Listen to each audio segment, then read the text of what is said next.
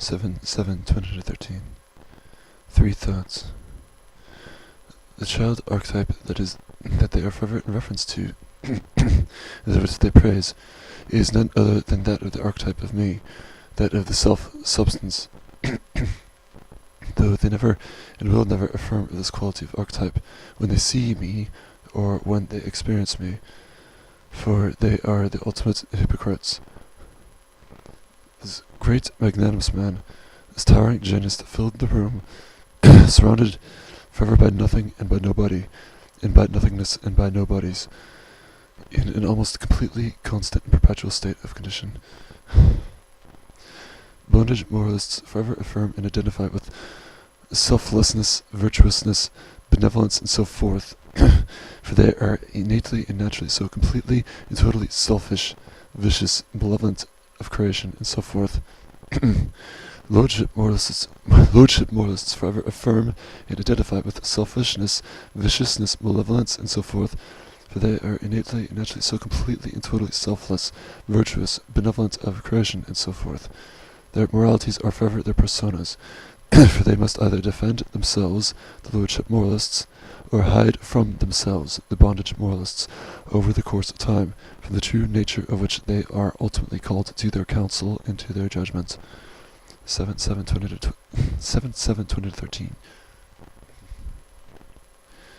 7-8-2013. Destroyed by my own volition. I'm suffering tremendously right now, and as of today, I was experiencing complete and extreme despair earlier.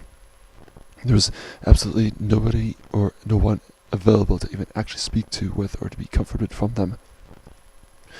I tell myself I cannot take much more of this type of dwelling situation. Give me a woman, Creator, a companion in this one that I can identify with in person, in reality, in actuality. And then I shall not be unhappy with you, I shall not curse you. How can you deny this future happiness of your creation, and this future blessing from your creation from taking occurrence?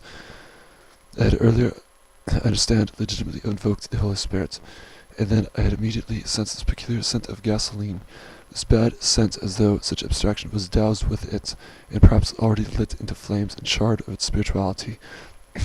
As soon as I apprehend the sounds of beautiful music, particularly so that of Wagner, the beauty, the spirituality of it, it is barked at by dogs, it is destroyed, ruined, and shut back away from where it was earlier hiding. I literally cannot invoke the Holy Spirit. This activity is outlawed for me, prohibited for me. Something is not right here. And then I sense, am I responsible for this life experience here, the activities that were altogether a part of it? I ask then, was I myself ultimately responsible for the voluntary termination of my employment at the piano warehouse back in October 2006? I sensed that such a termination had taken place because psychological medication had been stopped and denied by my active volition, as though that the Holy Spirit will exorcise itself from me were I not to forever take such substances of psychological medication. I understand I had fallen further and further and declined further and further into ever the more mortal and grave, irrecoverable sin. Over the course of the years of this life, the high school years of my own were clearly effect and consequence of prior irresponsible volition of my own. The high school years were an environment of hostile, vicious shadows and of monsters, everywhere, almost always. Prior to such high school years was the 9th grade year of my own, spent miserably at this medical treatment facility, again with the shadows and monsters everywhere, almost always. Satan was everywhere, almost always a part of this life experience. He was too abundant, too total, too complete, too much everywhere, almost always manifest. The challenge of overcoming him was clearly ultimately next to impossible. Then, the middle school years, the end of such years, I had fallen into severe clinical depression. I was effectively and consequently sent afterward to such 9th grade medical treatment environment. The severe clinical depression the effect and consequence of Satan's manifestation and relativity over to me at such time. Satan himself as effect and consequence of Ask and Embla's divorce. Such man would not have manifest and bought the soul of Embla and of my remaining Ask and Embla family, were Ask and Embla not to have ever divorced during this life of theirs. ask an endless divorce itself as effect and consequence, somehow through some means of my own self-substance's active, passive, negatively decided and chosen irresponsible volition and activity. The conception and arrival of Mimir, again, somehow through some means as effect and consequence at such time that of my own active, passive volition. Responsible I was because of his arrival and conception. Then I must decide, is this life experience ultimately that of my own volition altogether? Am I free to affirm of the morality and the abstractions that I wish to myself to choose from and to identify with them? Or am I not free from such capability? Is there instead some fixated, determinate morality, that which if I do not affirm or identify with such morality, namely slave bondage morality, then such activities of my own afterward lead me into further and further mortal and grave sin, and I then destroy myself because of such misidentification with such slave bondage morality. I reasoned then somehow farther up above that these human substances are in reference of ultimately it is attributable to the self-substances carable system, that of my own specific particular carable system. How else could I affirm this understanding? That is, I imagined these angels and the deity above me and so forth. It's not such understanding of these abstractions instead being manifest and acted upon directly or indirectly by that of my own active, passive volition. The solipsism of this life experience is completely and totally, permanently confirmed and asserted to me by now. There has been conducted such a hypothesis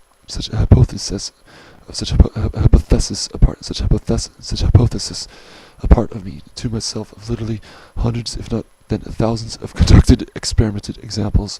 Over the course of 6 to 7 years, I have been doing such activity to myself. Such experimentation almost always has confirmed to me that such theory, I am the center of this life experience, has proven itself affirmatively truthful, sound, and valid. There are too many examples having been conducted and tried and tested by me as of now. The car traffic, the pattern of such manifestation of cars in relativity to my own self, while I am driving most particularly, such patterns, the time of the external car's arrival in relativity to the quality or the grade of my volition's activity, the coloration of the car called into question almost always forever understandable as meaningful or identifiable with that of the quality and so forth of that my own active passive volition. If such is the case, then how could a red car have manifest and arrived a part of my consciousness at such precise moment of which identifies completely and totally with that of my own active passive volition? The red car could not have been actually there around the corner beforehand, its arrival and precedence onto that of my own senses and comprehension. Berkeley tells me the actual physical threshold does not extend outward, that perception itself is not actually extended, the senses are not actually extended. I agree with him totally. How did he understand this, right about this, if such life experience is that of my own? It is as though he is a messenger to me, as is that of Carl Jung as well. How could negros that appear dark and shadowy, the shadow archetype and so forth, how could they appear and manifest with such meaningful qualities if such manifestation of them were not concordant and identifiable with that of my own volition? Such would be sensible if otherwise. They are dark, I sense them, darkness is there. There is meaning and reasoning for this darkness. There's a moral reasoning for this darkness. How could they be independent from my own volition? If such is to be the case, then how can someone or something in particular be extracted from some such solipsistic conditioning? Someone or something cannot extract apart from this specific solipsistic conditioning. Such would not be sensible to take occurrence.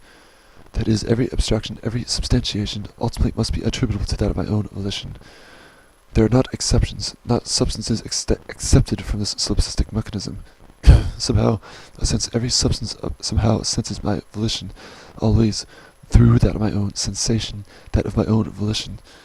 And how many substances are sensing my own volition at some given time? I reason that whatever substance is manifest a part of my consciousness at such given time, then such substances are in active observation of me, in active recognition of me. These observing, recognizing substances extend over from human substances to animal substances to plant substances, mineral substances perhaps as well. Animal substances do not comprehend the customary and normative behavior of that of my own volition, especially so not that of my particular specific speech abstractions. This extends over to that of plants as well. Human substances comprehend more ordinarily such customary and normative behavior, speech, abstractions, and so forth, though this is dependable on certain conditions, of which certain human is naturally identifiable and incomprehensible of that my own behavior and speech abstractions and so forth. Such certain persons are not universally found or universally manifest a part of this world. Ultimately, somehow, I ask the formative beginning of this life experience. Clearly, this formative beginning had taken occurrence a part of darkness, oceanic waters, deepness and warmth of such dark oceanic waters. At such a time, these deep dark water experiences, such abstractions were not in fact attributable to that of a mother archetype abstraction or that of a human being archetype abstraction. Somehow, responsibility of my own volition still had presided upon me even during then. Somehow, the fall and removal of myself from such a darkness and depth of waters had occurred, because of some irresponsible activity attributable to my volition. I sensed then, somehow I conceived of hands grasping a hold of me immediately after such fall and removal. Bright white brilliance of light, the first glimpse of Jyot, as she would forever afterward formalize herself to be. Though such formalization was actualized through the imagination and the comprehension attributable to that of my own active passive volition, as such imagination at Kedara was to have been attributable and acted upon during such a given point of time. I conceived human abstractions afterward. I conceived buildings and houses and rooms and television sets and so forth. I'm responsible for my own activity, for my own volition, for my own life experience. I'm responsible for everything, for everybody, for everyone. Such manifestations altogether as such was to have been and to have become a part of and over the course of this life experience. This applies over to that of the religious archetypes, that of the Father up above as well. I do not sense somehow that this could be completely valid, however, though how can I certify which way or not is sound, credible, and valid? The human substances cannot reveal the true nature of this life experience to me. The human substances themselves are as though avian-like of memory and imagination, of grade of intellect, forgetful of prior premises asserted almost immediately, incapable of future premises asserted, of imagining such future premises asserted to themselves almost eternally. Ultimately, there are eras and epochs that were substantiated a part of this life experience, of which there are identifiable substances a part of such eras and epochs that of which remain practical to this life experience, a part of this life experience, almost always forever afterward, even were such era and epoch to have become done over and finished with, moved on and transitioned from such era and epoch. The further and further that I had fallen and declined into mortal grave sin, then the further and further actualized and manifest the substances of the tearfulness and sorrowfulness era epoch were to have remained a part of this life experience. Such tearful, sorrowful substances are negative and are out of time, out of place, are medically desires to have become moved on and transitioned on afterward from them. They shout, complete us, absolve us from our tears, from our sorrows. Do not dominate us, do not trample us.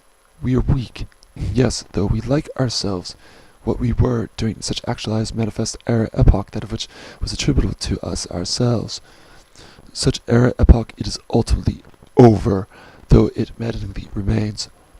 Everywhere, almost always, they remain kind to me, easy-going to me, and so forth. I can return to them with such simplicity, with such ease. I do not do so, for this era is logical and truthful. Such abstractions during their time were fallacious, unsound, immature, juvenile, unrefined, uneducated, undeveloped, imperfect, invalid. Their substances over the course of time had begun resenting me, trying and attempting to ruin me, to destroy me. They had begun disappearing from me, a part of my immediate, close, intimate, near-at-hand circle of association and correspondence. Were I to affirm of the Holy Spirit, of benevolence of the heart, of the reproductive system, they would rob this quality from me, steal such quality from me, remove such quality from me. Further and further over the course of time, I was forcibly removed from them, exiled from them. They were not sound, credible, or valid of their truthhood. They ultimately destroyed me. At this point in my time, I am destroyed, ruined, and essentially terminated from the life experience by now. I do not know, I sense that somehow the morality systems were fixated, determined, immovable, and resolute. Though I sense such was not immovable and so forth beforehand this life experience, such morality systems formalized themselves the way they were to have become over the course of time. They are concrete and resolute now, though such morality systems could have become formalized rightly and correctly earlier in time's duration, if only such self-substance's volition was not to have acted or chosen to conduct itself irresponsibly or mistakenly. Mistakenly, such conduct was to have been ultimately, though not irresponsible. For such abstraction, irresponsibility would have otherwise formalized itself to mean universally to the other substances some other meaningfulness and definition otherwise. My volition ultimately was, I sense, sinful, that is, it was slothful, passive, fearful, timid, shy, forever reflective, introspective, trying to understand what it was that I was doing to myself, rather than participating in the tremendous perplexity and confusion of which it was that I was creating, conceiving. They cry, "Participate with us, Odin. Do not look at what you have done and are doing to yourself. Please." I ultimately did not participate with them sufficiently enough. I was destroyed from the creations a part of my own volition. Is this sensible? Is this valid to propose? I forever ask this to myself. Beginning of this life experience. Was such beginning the formative, absolute, foremost beginning of everything? If such is to be the case, then the end of this life experience here must be the ultimate, absolute, complete end and termination of everything a part of this life experience, the ending and so forth of the self-substance. Then through such means the afterlife is not to be feared of it. There may be nothing and nobody and no one at all after the termination of this life experience. I do not sense that this proposition is ultimately valid to me, however. It does not sound truthful to me, not beautiful, not profound, not far-reaching. The human substances a part of this life experience will forever either clearly lie to me, deceive to me, in relativity to the designation of the self-substance after this life experience, or they will act honestly with mistakenness or ignorance to me in relativity to this subject matter. It is almost impossible to trust any one of them in relativity to the resolution of this subject matter. I do not conclude with this thought, then. One last thought. I sense that Islam is infernal, universally and absolutely so, and it seeks to destroy me as one of them through the logical and truthful soundness of the denial and removal further the Holy Spirit. I cannot ever affirm this taking further occurrence. Islam must be ellipse. Though again I sense that the Holy Spirit was doused with gasoline, written earlier above, may very well be charred and burnt to a crisp at this point in time. I'm very fearful of this having occurred, were this to have ultimately occurred a part of me. July 8, 2013.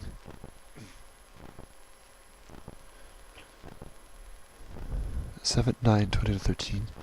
I will not hide from this proposition. This will be hated severely, though I do not hide or dissimulate this from myself. The majority of women are in hell. The majority of women are already in or are going to be in hell. This is cathartic, calming, understandable. They will be vicious in this life experience. Ordinarily, most of them are found almost perpetually muttering curses to themselves. They will claim that they are virtuous, spiritual, blessed, saved, and so forth. they are in hell. The women that I have experienced part of this life experience that of which I sense are not going to be in hell are such substances as that of Edun, Frigg, Freya, and some very few other female substances that I have known. Such substances such as the Julia Jacksons, the Heidi Clarks, and essentially almost every other female substance that I have known in the past of my life experience are formerly found in the infernal pit and circle of hell. The qualities found a part of such a character, identity, and substance as the actress Melissa Joan Hart ultimately saves herself. The qualities found a part of such a character, identity, and substance as the actress Tina Fey clearly casts into the fire after this life experience. This is in accordance with the qualities found a part of bubbly women, of temporal women, of women as though consistently perpetually guided by the essential qualities and accidents and so forth that are manifest a part of their menstruation. They are ultimately incapable to efficiently pray and to fast and so forth because of this. They rarely overcome this identification of theirs. If they do overcome this, they are most probably blessed enough to save themselves. July 9, 2013.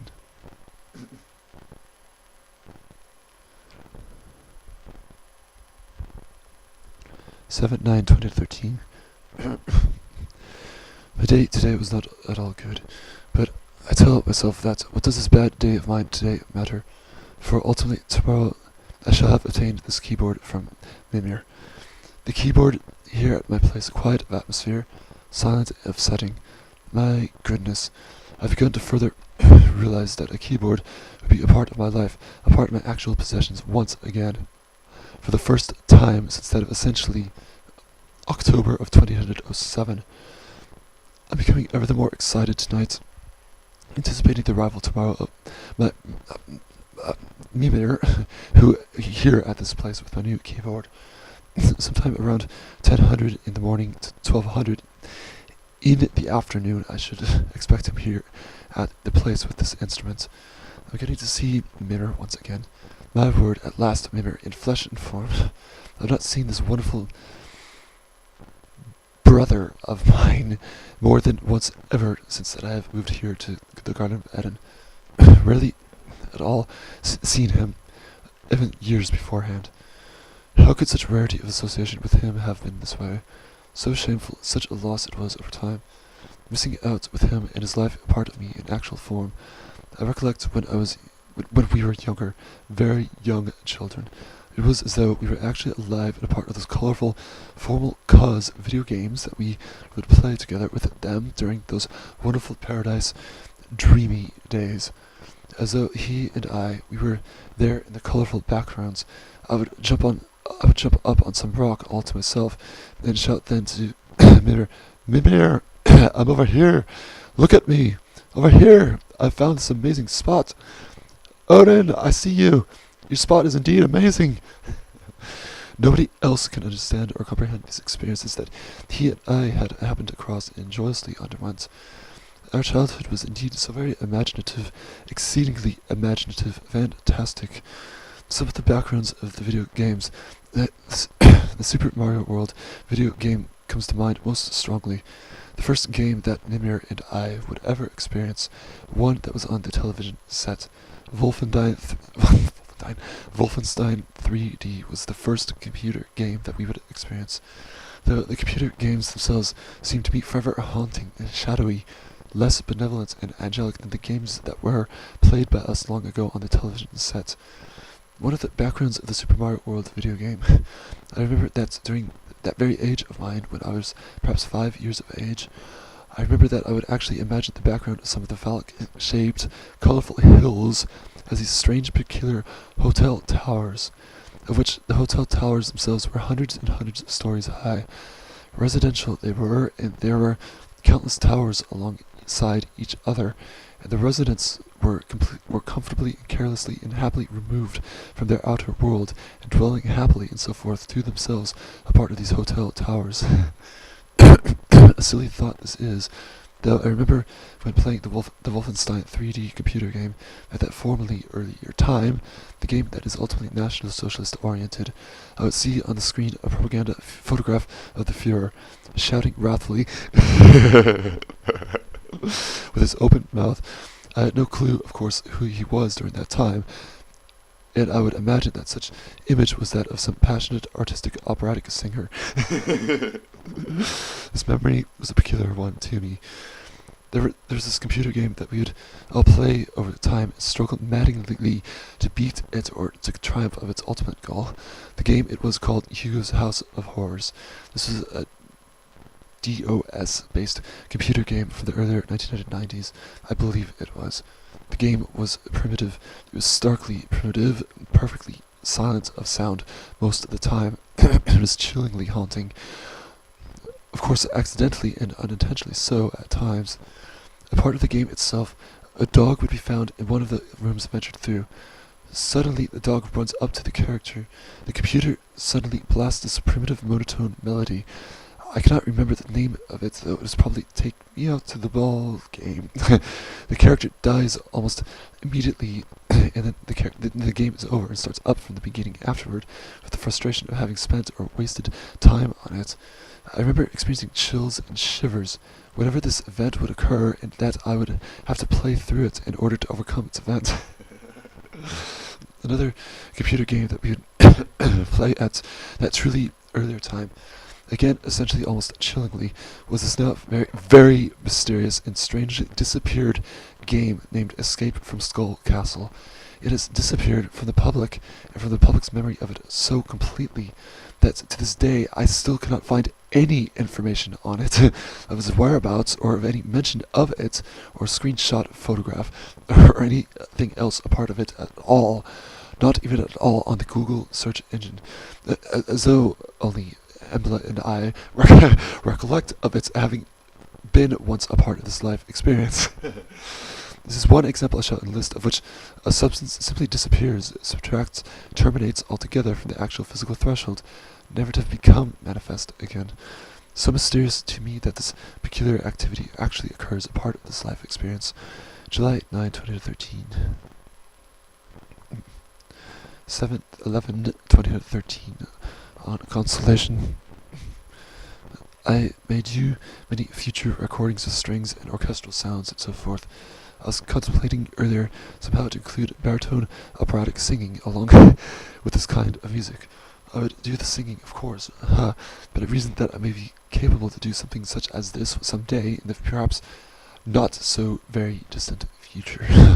The musical sounds that I imagined are clearly so suited instead for orchestra and strings. I'm a Wagnerite indeed. I may focus on orchestral music and strings for the time being with this keyboard that I now have at the place. The string sounds are sufficient enough and not comical. I'm able now to practice on the keyboard with ease and simplicity, essentially any time of the day or night that I prefer to do so. I must be improving over the course of time dramatically and deeply, profoundly so. July 11, 2013. 7/14/2013. I can see that the move is dramatic, but ask will help to make it easier for you. It is dramatic, you're right. Also, once you're online again, it will be better. Ask shall help me with this. Oh yes, that is the most painful part to me. I'll always be here when I can. You know I shall never leave you. No, of course, you are always present with me. You certainly do not ever leave me. My love will travel with you, and before long I shall be with you again. Well, it will be about an hour's worth of packing my remaining belongings. Wow.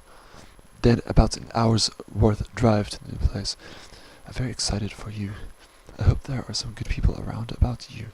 It shouldn't take long before I'm thoroughly moved into the new garden bed wilderness place.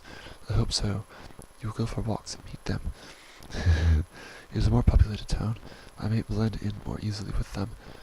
There are bound to be some people you will become familiar with. They do not recognize me, not any of them.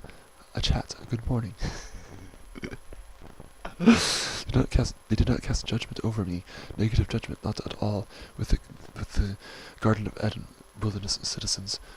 Of course not. Why should anyone? To them, they see a tall, handsome man. Well, everybody, over the course of time, essentially everybody in the Garden of Eden had clearly done so to me, with not only a handsome face, but the one that emanates goodness. This included essentially everybody online, likewise over the course of time. The most painful feeling, the most constant painful feeling imaginable, each new and improved and tremendous work of art, eternally overlooked, unrecognized, immediately desolated. It was terrible here. It may not be sufficient for you, but I think your intellect is so strong that there are not many people. My intellect it is, as you say. No, they are not. Could understand anyway. No. I need to vent my frustration, or to express my hatred of essentially humankind in general tonight. Tonight and tomorrow is a transition. Yes, humankind.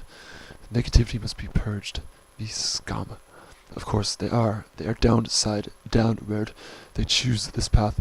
They are everywhere, and I openly detest them. Yes, they chose that path. The truth seekers, the truth affirmers are surrounded by dead-ites. There were options. We inevitably become hateful. We cannot help prevent these sentiments against them. Hateful and hated. How could they love us who do not understand us? Oh yes, they're naturally, innately hateful, the inferiors. They are. They are born negative, darkened, and there they are the majority of humankind. They hide behind their personas of bondage idealism and bondage realism. Hundreds of millions of them, if not billions of them. Billions, I think. Zeros, nobodies, liars, cheaters. Yes, indeed, billions. I've contemplated the general number of them already before. Oh yes, you're right. Corrupt, polluting, vile liars and cheats. I agree with billions of them. Cruel beyond reason, ultimately worthless, and not worth the saving. They somehow manipulated and distorted the state laws and legislation. Now the state bestows them with privilege, with honor, with reward.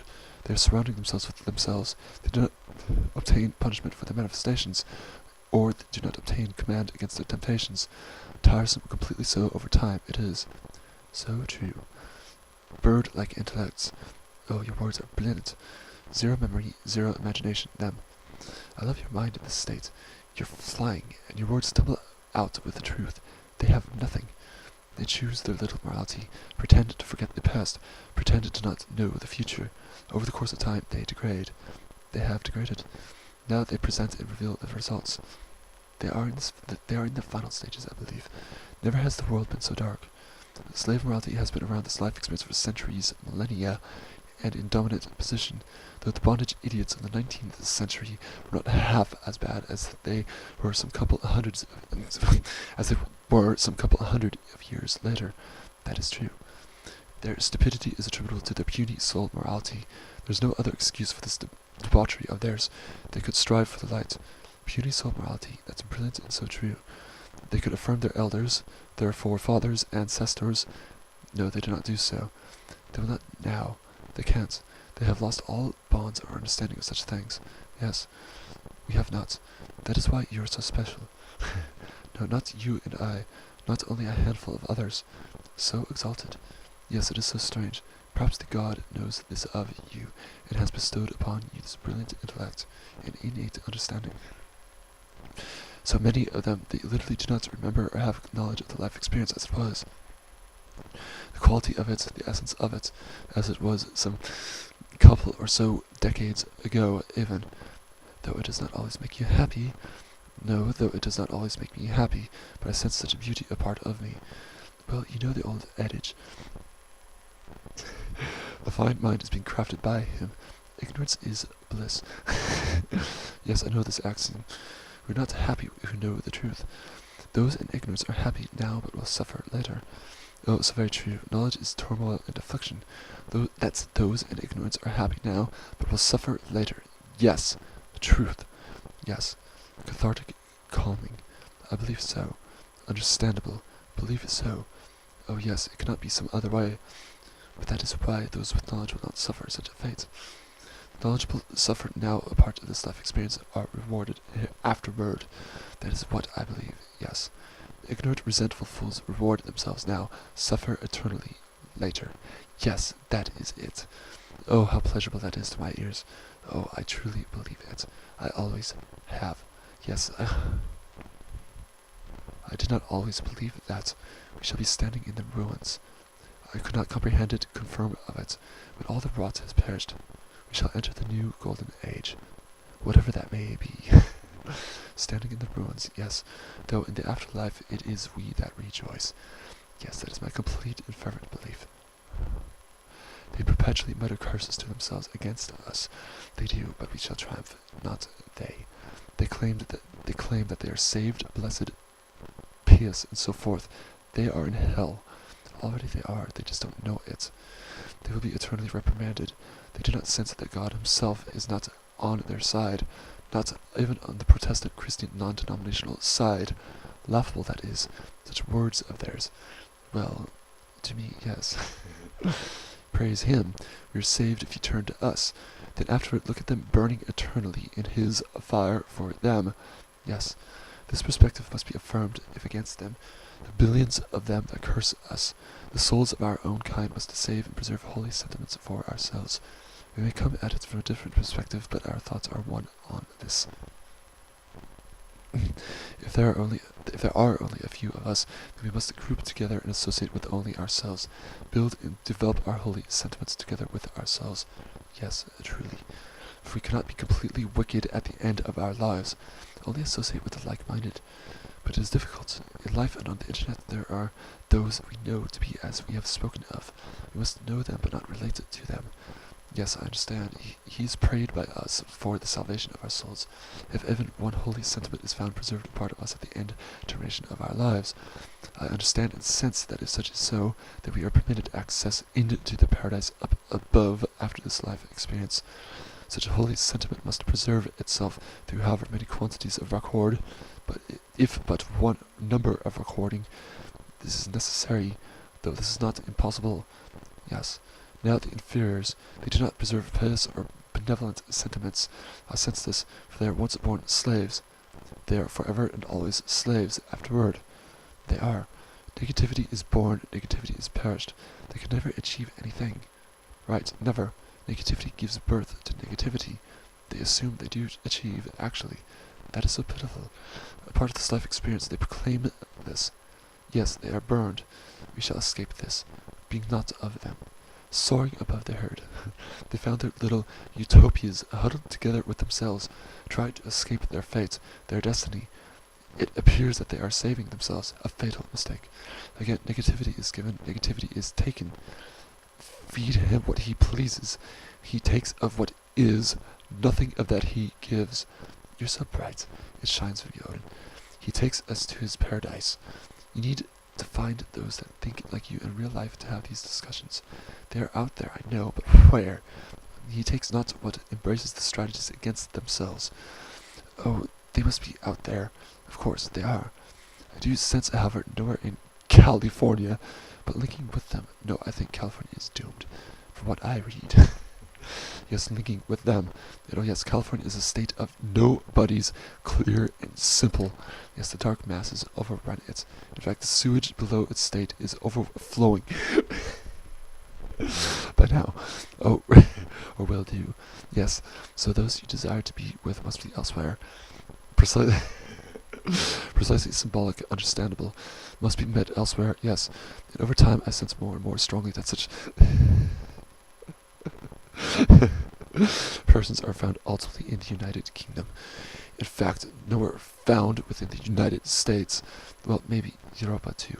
I may be completely alone within a radius of thousands of miles of solitude. But the United Kingdom is imploding. I'm not sure it is much different to the United States now. We have a liberal global mentality foisted upon us. Europa is rising up in parts. The United Kingdom is struggling by now indeed, though America is further degenerate of intellect, incomparable to the superior intellect of the United Kingdom and so forth, the old world Europa. But I have little hope. Yes, the ancients are here and in Europa. Oh yes, the situation is bad for you likewise. We still tread the ways of theirs. The ancients are there, as you say. I'm supposedly groundless here, and some of us still feel tied to the past. This territory here, this nation, the enemies will state this matter first, if ever I raise a sentiment against them. I often think you might be happier on the east coast of America, but I can't know that. Its link with the United Kingdom is strong and it is cooler. I conclude only with the proposition that the North American terrain beforehand Europe was not civilized or manifest into precedents, therefore valid and permissible to civilize and manifest into precedents such terrain. I don't know. No, you're right. I do think you're right, actually, that I might be happier on the east coast of America. Well, it would be a hell of a move. The east coast of America, New England, its name is a part of it. Yes, it would be hellish to do so, indeed. I was there, and I loved it. Oh, darling, I was there, too. Oh, yes, I stayed in Boston. I was with my Ask and Emma family in Pennsylvania, Delaware, New Jersey, and the ghastly New York. Oh, Boston is ghastly, too, completely fallen. Sorry to say that, but I feel that way about London, too. New York completely, totally so.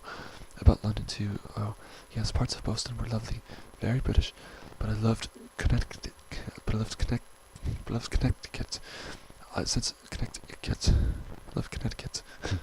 I sense a strong degeneration part of London itself, for what I see and know of it. Yes, in New Hampshire, Connecticut is wonderful. London is lost, completely black. You're right. New Hampshire is beautiful. Vermont too. There's been white flight. Maine, most especially, completely black. And now London is almost completely Negro or Asian. Yes, totally. My goodness, I did not know so terrible a situation. It is the horror of the age for the true British. We no longer wish to travel there. It nearly killed my Vanier father when I took him back there for a day. A completely colored white European Teutonic capital. Yes, unrecognizable. Most British people avoid it. Oh, so understandable that is. Nearly death from it. The ones still there are fighting to get out. Yes, flight from them, inevitable and helpless must do so. The cruelty to animals has gone up by leaps and bounds, especially to dogs, if only to preserve sanity and so forth. Rape and murder, street gangs, all black. Every crime is black. Oh, of course, they are forever children, the dark ones. Yes, they have the highest propensity for violence, never maturing, statistically. Yes, and are very strong. Indeed, I hate that. A completely different race in every way. How unfair that is. Yes, subspecies. Oh, indeed. Strength in body, but not mind. We are clearly smaller than them, physically. So, yes, and they know that they are despicable, hated, criminal, completely, and only the fool would think otherwise. In person, they destroy us easily. The fool or the liberal. No, of course, the liberal fool. They're both the same thing, or the Marxist. It is all one to me. Oh, indeed, the genera of the liberal, it predicates to foolishness, to ignorance, to darkness, to stupidity. Yes, interchangeable these terms are to them, and ultimately it has a death wish, truth, because it is the architect of its own destruction. Oh yes, it is. We see it every day. Suicidal, July 14, 2013.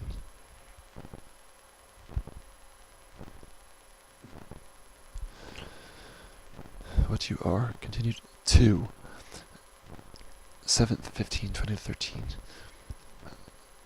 I've been moved into the Garden of Eden Wilderness Place as of early afternoon yesterday, Lord's Day. The first day itself was essentially good here. I'd found it peaceful and quiet. I was alone most of the time. I'd put away neatly my belongings and organized them well, and I was able to rest on my bed here, a queen-size mattress. My goodness, that itself was a feeling so new and refreshing to me. I was able to at last stretch my limbs about essentially every direction, not to be obstructed by a wall or by the limitations of the bed mattress itself. Also, at the evening, I had ordered from this Nepalese Himalayan restaurant out around here in town, had a lamb curry with naan bread.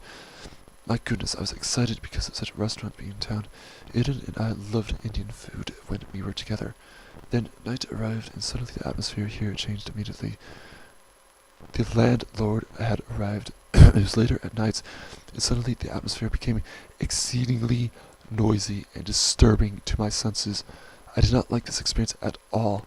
The following day, the noisiness was still here, and there was a foreign woman along with him here at the place, along with his son as well. This was such an uncomfortable feeling to me, prolongedly so difficult and painful was this recognition to me that earlier today I was already searching for another place to situate within, around the Garden around the Garden of Eden wilderness area. The town itself is perfect and pleasant to me to be a part of it, though I am resolute as of now that if I am to situate myself anywhere at all, that I must situate somewhere alone, singularly so all to myself, and without that characteristic and seemingly perpetual abstraction of shadows in the distance, there at the place that I dwell at. Slave morality, destroyers. I'm life affirmative, I'm self-willing, I'm independently willing, and my activities are particularly affirmative as the activities of human substances themselves should be so, not general or universally affirmative, negative, dull and dense activities. A part of the atmosphere here, I'll naturally act. Then the shadows in the distance reactively negate the affirmative activity of my own. This extends to essentially all activity of my own. The natural pattern takes occurrence seemingly every minute of the day that I'm here, every day of the week, and so on and so forth. No happiness or peaceful contentness will ever come about from this specific situation. I've not spoken to the owner of the place, not even as of yet. There's a tension in the air at the place because of this. This is excruciatingly painful to me to experience this. I'm so resigned. I'm so done and finished with other human natures. Get away from me, mankind!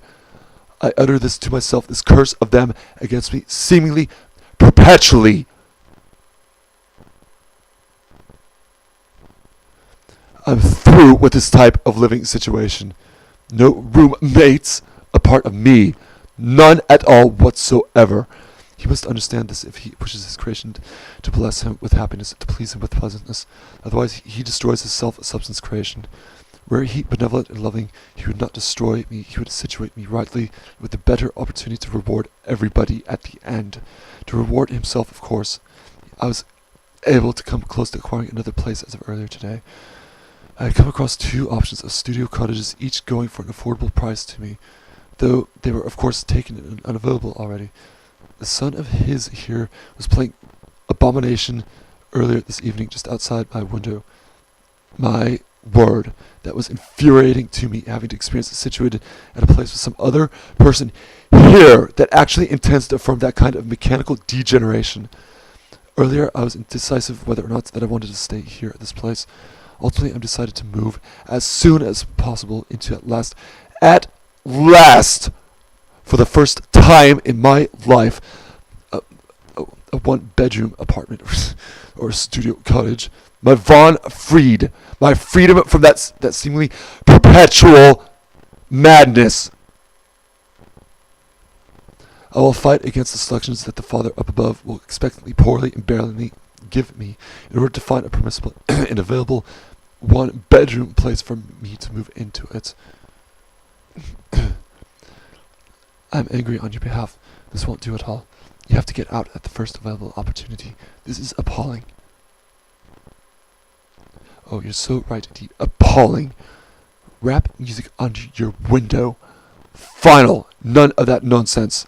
It won't do. Never again. No, this will not do. This can't be. No, I do not settle with other roommates. So now you must search the area for a place alone. I will not do so ever again. Right. Search the area here. Roommates are not right for you. I would hate it too. Find a place for my own. All right, companion. So right. Yes. Has the other one gone? The other cabin with the boy who was a gamer? Oh, well, no, in fact, it has not. I had found its offering as of today, actually, though no, still, no. I just wanted temporarily. No. Yes, that is right, temporarily. Fair enough. I just wondered if he might have been quieter. A great step up it is than here. More pleasant. Oh, I do think such qualities of such roommates would be better. Yes, where you are, you cannot stay. The house here, it is small of size. I sense bad things. Sound travels easily. Yes, the roommate himself is probably hot-tempered and difficult to be around. I would hate that. There's his son that is typically here as well. Is he Mexican or Hispanic of some kind? His son, I heard him outside on the phone down the window, essentially said, "You're up early, buddy. That is what the hustlers do." Astonishing that was. He is surprisingly and tragically white. White? Lost, fallen, gone. A lost soul. Oh, indeed, and his son, oh dear.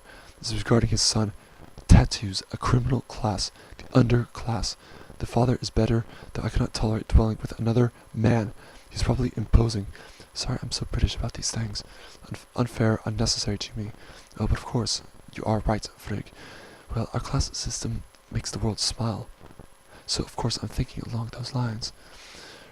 Rap, abomination, identification, affirmatively, instantaneously comprehends underclass.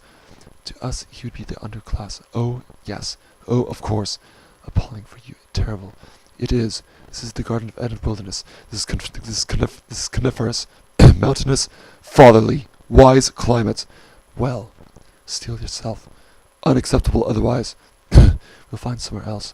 Yes, I must do so. We will. We must. Gird your loins, as they say. I do not tolerate this here any further. And you battle with the Garden of Eden wilderness. Yes, steel myself I must. Yes, I'll battle for it. Well, if it gets too much, there is always the gamer boy. But it is very much trouble moving here. Oh yes, indeed, the gamer boy. I was exhausted all day yesterday.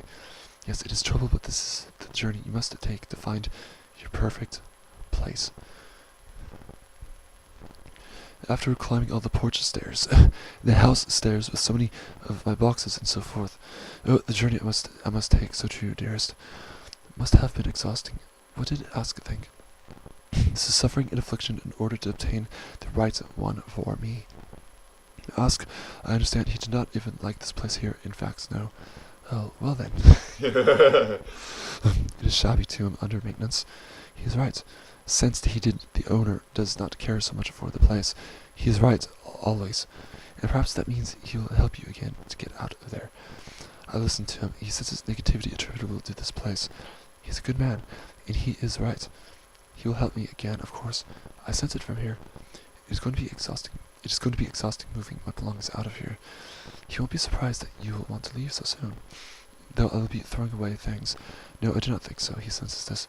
Can Mimir help as well? That would be wonderful if Mimir could help. I would like this from him. An extra pair of hands. I may offer him to do so. He loved being up here earlier in the Garden of Eden, delivering his keyboard to me. Now, Ask and Mimir do not speak to each other. This is always such a concern to me. Oh dear, that is a surprise. I wish they would communicate.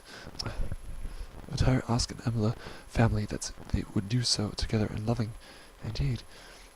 It is split and broken. Oh, how awful. Terribly sorrowful this is to me. Right, it is sorrowful. It was bad that such a history had occurred. Yes, for you and everyone. Though I sense it was necessary, the Father up above. Indeed, he conceives this life experience as self-substance of his, ultimately out of wrathfulness. I experienced in my imagination yesterday night a dialectic attributable to my life history and its experience. The attributes that were strongly essential to the understanding of this life experience were dialogued through his own thoughts. I shall create this experience for my creation.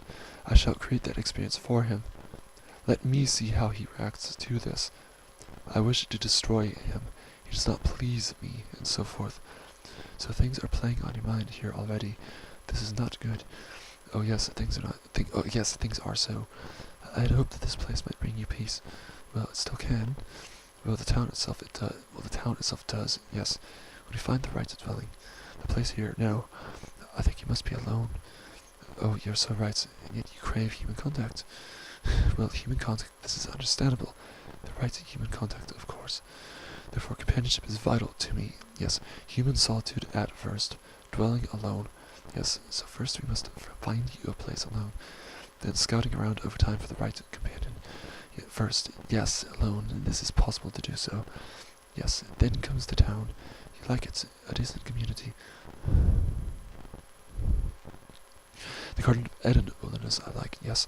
I will limit my search here, and perhaps, if not, then another mountainous community local and nearby. Running springs of the Garden of Eden wilderness, perhaps, if obtainable.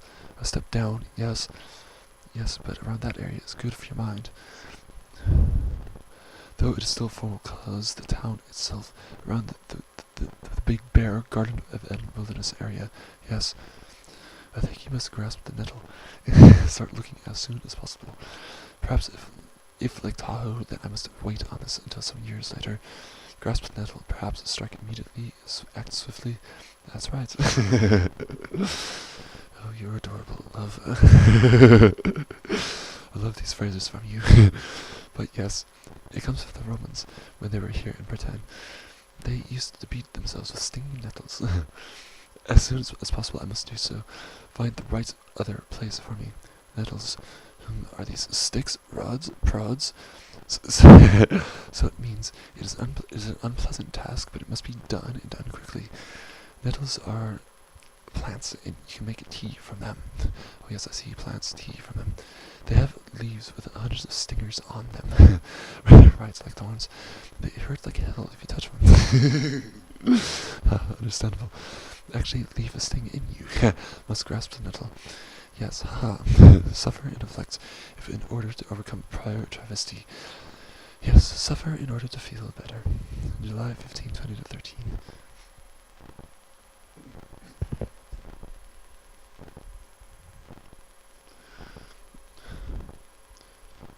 7/18, 20 to 13. I'm not doing good. I'm sorry you're not doing well. Tell me about it. I've fallen into complete and total despair here. And this despair is almost... I've fallen into complete and total despair here. And the despair is almost constant and perpetual while here. This is the most painful feeling that I have ever experienced. That anyone can experience this. I'm not surprised. It is a dreadful place. The noise here is unbearable. This is the curse. The curse is here. Yes, terrible. I was set to move to Osks with Satan, with the son to Satan, with the son of Satan, with condemned manifest here regardless. You must get out as soon as possible.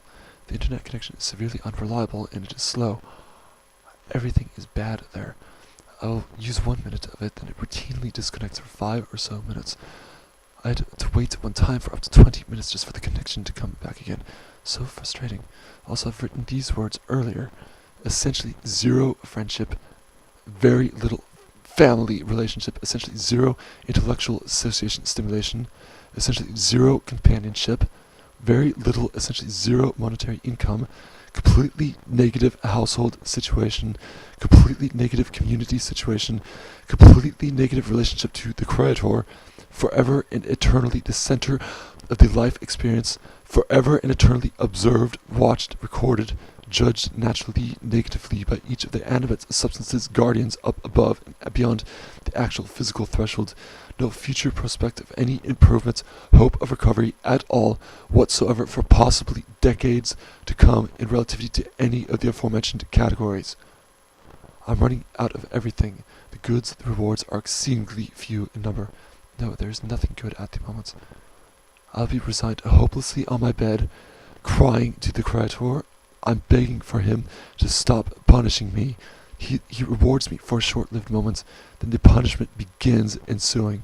For now, we must concentrate on getting you out of there. I cannot do anything to get myself out of here. Not until your day.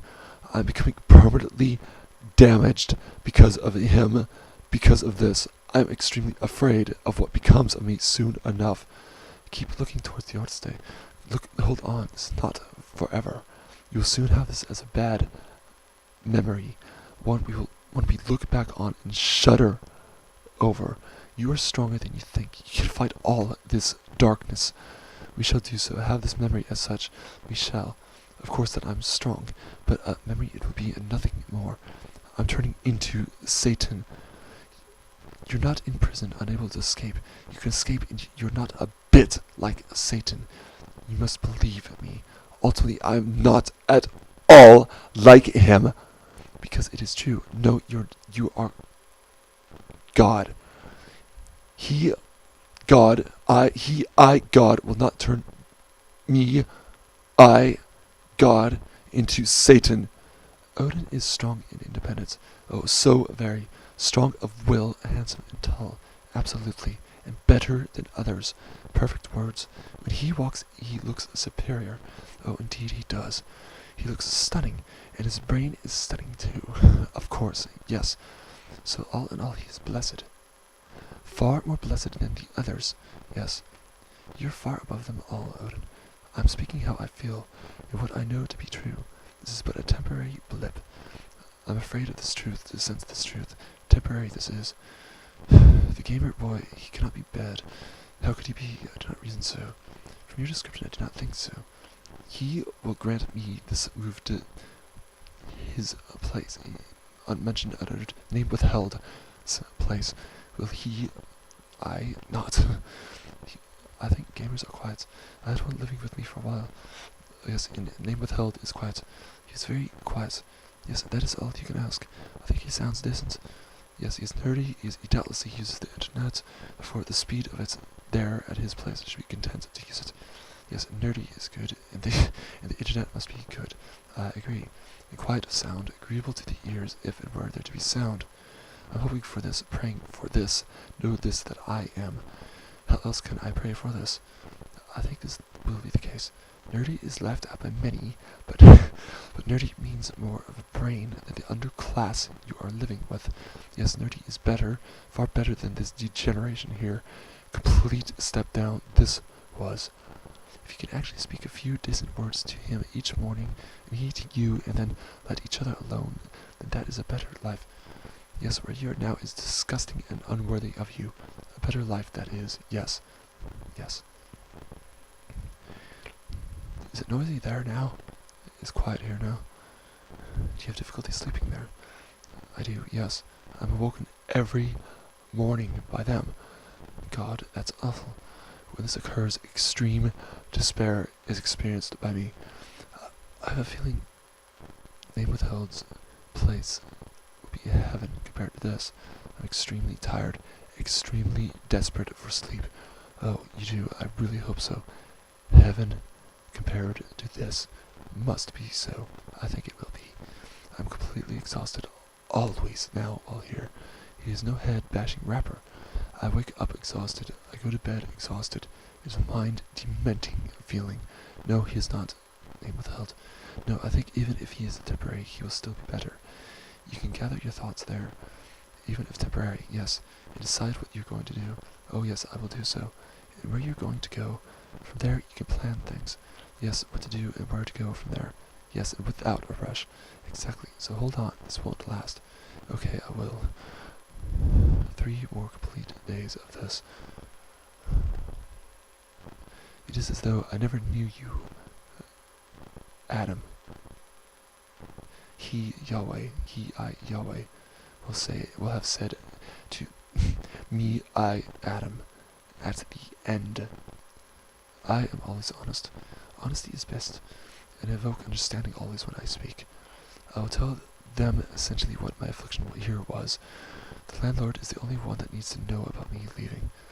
Well, that is honest and good, and he is not completely bad a person. Ah, that's good to know. He will know that I was looking for peace and quiet here. I could not obtain this here, so I must leave from this place. That sounds good, and he will know that is true. He will know it is true. I know that he senses these sentiments of mine already, if only to confirm it actually sooner or later from him. Though that does not matter to me. Fair enough. He will stay. Name withheld will be back in town. Name withheld Zach will be back in town. I will call him early. In the morning, schedule a time to check his place. Now hang in there, Odin. Be strong. Zach will be back, and you can call him and arrange things. All will be well. I feel it. I think Zach will take it to you. July 18, 2013. 7/19/2013. Deny and abandon them all together, each and every last one of them. The other human substances that negate the life experience altogether. The life affirmativeness is attributable to free, self-willed, independent volition, particularly affirmative, particularly negative volition. Any activity that is universally affirmative, universally negative, is either unsoundness and foolishness. The universally affirmative activity Or is negativity, the universally negative activity, in relativity to the life experience. The bondage idealists are attributable to life negators, life deniers, the Christians, the humanists, the egalitarians, the liberals, the fools, and so on and so forth, to which they are attributable to the life experience negativity.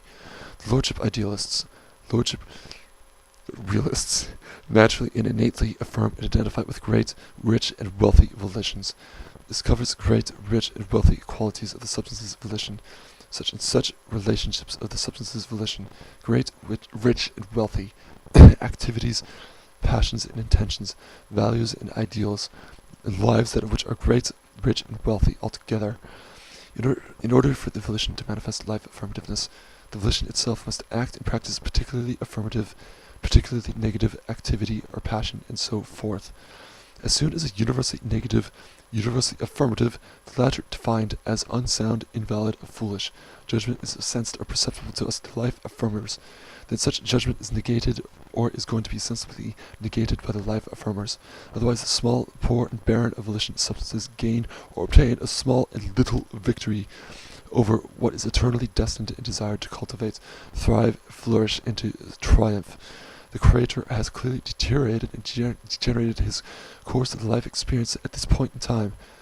This does not excuse human substances or justify human substances to act life negatively or barrenly. Through the auditory sense faculty, the thumps and pounds and shuts and shouts and so forth signify and represent life negativeness and life destructiveness.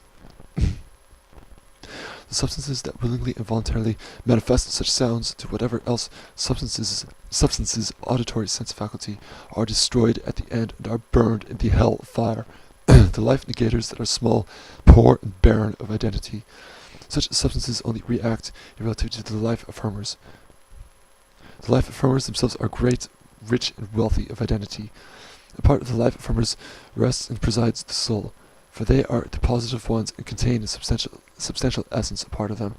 A part of the life negators, there does not rest or preside any soul, neither metaphysical brain or intellect, and neither a heart that actually feels soundly and validly, rather than affirming only itself, the negative, resentful, hateful, distorted, twisted, small, poor, and barren self, forever indirect correlative reactivity to the life affirmers. The great, rich, and wealthy intellects and identities. For every singular life affirmer, there is at this point in time hundreds of thousands of life negators. The life negators' volitions are abundant in quantity. For the contrast presides whereabouts there is found otherwise so little abundance of quality attributable to the human substances a part of this life experience. Quality as attributable in contrast to the exceedingly small quantity of the human life affirmers. The life affirmers naturally and innately affirm and identify with optimistic, positive, cheerful sentiment and so forth, as well as with intelligence of volition and with wisdom of substantial volition. And altogether, this particularly affirmative, particularly negative, with integrity and with class, with meritorious and noble volition. The life negators are immediately revealed as life negators as soon as they affirm of the proposition that all substances are equal and are of similar value, and such despicable nonsense and so forth. For they resent intelligent, wise, life affirmative, particularly negative activity and so forth. They cannot identify with this or understand this genius predication. They reveal themselves in their life negativeness formally and primarily while they are sensed by us in the air, in the atmosphere. Life affirmer that conducts and practices a life affirmative, positive, intelligent, wise, sound activity and correlativity to some antecedently sensed cause, prior activity. The life negator confirms itself as life negative immediately as soon as the life negator responds or reacts to the life affirmer in the air, in the atmosphere, in direct, indirect correlativity to the life affirmer's particularly affirmative, particularly negative volition. The life negator pounds and thumps and negates the life affirmer's activity. Such a universally negative reaction is based clearly and singularly and solely so only upon the notion that the life affirmer had identified with intelligence of volition, with wisdom of volition, with greatness of volition, with richness and wealthiness of volition. The life negator does not affirm intelligence, it does not affirm wisdom, it does not affirm greatness, it does not affirm richness or wealthiness of volition, for it is forever and eternally attributable to parasitism, to puniness, to emptiness, to true and ever since the term negativity, to poorness, to barrenness, to nothingness of volition. The Creator at this point in time is apparently affirming true and ever since the term life negativeness. This is ultimately not to have been the case. At the end of the life experience, the life negators are negated of their nothingness. The life affirmers are affirmed of their somethingness. The Father up above conceives and manifests substances a part of his own imagination. He is life affirmative. Look at yourself. Know thyself. This life experience is affirmativeness of life through his volition, clear and simple. They negate life as described and demonstrated aforementioned and above. They negate themselves. They destroy themselves. They deny themselves. They abandon themselves into the pit of eternal hellfire and eternal burning. Perpetually so, logically so, sensibly so. Whether they affirm of Christian ethics or not, they're going to be burned eternally and so forth. The life negators are negated at the end. The life affirmers are affirmed at the end, clear and simple. Whether the Father up above has fallen and lost the grasp and comprehension of his apparently rewarding, punishing moral system or not. Such distorted conduct of his, this is temporary. Such conduct is as affirming and saving life negativeness, negating and abandoning life affirmativeness. This conduct of his is ultimately trial and contest, and temptation for the life affirmers not to destroy themselves, and ultimately trial and contest and temptation for the life negators not to negate themselves, and not to negate the life experience altogether. The bondage idealists, the bondage realists, the contemporary Christians, the humanists, the egalitarians, liberals, and so on and so forth, are the life negators. Life that negates life altogether is negated at the end. Life that affirms life is as it truthfully is affirmed at the end. The bondage idealists and so forth aforementioned do not attribute or predicate to life affirmativeness. Instead, they attribute to life that negates life altogether, to which such substances are negated at the end. The life negators will characteristically immediately try to refocus and realign the center of blame and crime onto the other side of the spectrum, onto us. Know that while they do so, the center of blame and crime must be centered rightly and correctly and immediately back over and onto them. They will propose love is healing, hate is suffering, through the typical and characteristic vague and foolish and unsound universal affirmative, universal negative means. Though, of course, when this truly inferior proposition of theirs is picked apart and rightly destroyed, the proposition is understood, of course, to have been referenced only to the life affirmers. Of course, so that the focus and alignment of blame and crime be immediately recentered from the guilty and criminal, the life negators, and onto the innocent, gentle, and intelligent ones, the life affirmers. The proposition of theirs aforementioned references love us, the life negators, the guilty, the criminal. This is healing, they say. Hate, not us, the life negators, the guilty, the criminal. This is suffering, they say. Of course, in practice, the life negators viciously and maliciously hate the life affirmers. The life negators love ignorantly and insensibly only the life negators. The small, the poor, and barren, and so forth qualities attributable to their nothingness already aforementioned described above. Written from earlier writing. Bondage moralists forever affirm and identify with selflessness, virtuousness, benevolence, and so forth, for they are innately and naturally so completely and totally selfish, vicious, malevolent of creation, and so forth. Lordship moralists forever affirm and identify with selfishness, viciousness, malevolence, and so forth, for they are innately and naturally so completely and totally selfless, virtuous, benevolent of creation, and so forth. Their moralities are forever their personas, for they must either defend themselves, the lordship moralists, or hide from themselves, the bondage moralists, over the course of time, for the true nature of which they are ultimately called to the council and to their judgments. The life negators inherit a part of them at most 2 numbers attributable to their knowledge and comprehension of the life experience. The life affirmers inherit a part of them the right and correct full set of 8 or so forth numbers integers attributable to their knowledge and comprehension of the life experience. The term integrity formally and clearly derives from the life affirmers and of the natural, understandable, and recognizable inherence that such life affirmers are part of themselves, the right and correct full set of 8 or so forth numbers and integers attributable to their knowledge and comprehension of the life experience. July 19, 2013. 7/21/2013. It was authentic, the prayer during that. It was essentially, oh yes, deeply moving. So powerful, the experience of actual physical death. It is. Harrowing is the only word I can use. Your is taken to him by now. I'm very strong as of today. Well, you are strong. Today was not very terrible. That is a blessing. I've spoken with his son for a moment, only to move his car out of the driveway. Oh, yes. Some tension released at last. Indeed, was able to articulate a word to you. Yes, he was able to do so. It was quieter here. Yes, it was quieter here today. Not tonight. Amazing. I'm such a cynic. The neighbors up the hill had come to their home earlier this evening here. Loud, very loud they are. Spanish speakers. Horrible. Yes, it is 4 minutes to midnight right here, now here. I believe they are still up and awake, out front of their house. Music playing, conversing loudly. That sort of person frightens me. The kind of behavior is unacceptable. I understand that they typically remain at their house 1 day for every month. Tomorrow they should be gone. How terrible. Good. Yes, I do hear them even right now. Despicable people. And so you will try to get to Zach. To name without Zach. Put in your earplugs. They are despicable. Yes, on Lord's Day, immediately during the morning, I will get to name without Zach. Earplugs put in. Music has been playing for hours now. My music. Yes, let's put it this way. He can't be any worse than this. No, agreed. I hope so, and I feel so. I hate these people. I do. They have no idea how to behave, in public or private. They are incapable of decency. No, the neighbors are tribal of understanding. They are pack and group buffoons. The neighbors are tribal. They are the lower orders. They are without solitary sense, without brave, singular, precious, and rare worth of sense. The Father up above permits such substances only into the lowest grades of the paradise. I saw a link to a house in Detroit, a lost city. Some beautiful houses built by white people, now selling for 39 to 400 Helheim coin, because no one wants to live there. The solitary substances and so forth are permitted, each and every one of them, into the higher grades up above them. This is understandable. It is. Where the slime live, only they identify with themselves.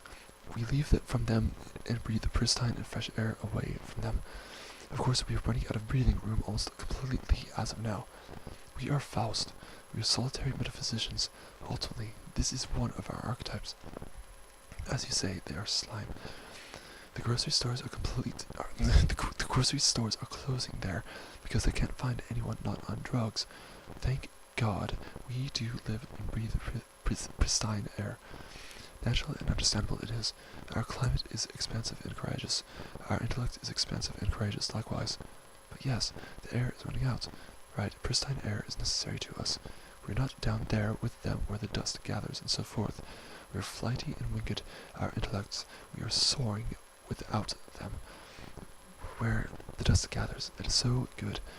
They will clip our wings, distort our worth. They will clip our wings, distort our worth, dominate our physiques. Our intellect dominates their brutality. If we choose to affirm this, our intellect over them, we are not doing so at this point in time. No, we are not. Our wings continue to clip. We continue to fall into their grasp. In many cases, what could be the best of our race is joining them. In many cases, this is evident. Yes, terrible. Well, darling, you will soon be out of there. Soon, indeed. Joyous, promising. The air you will be breathing will be cleaner.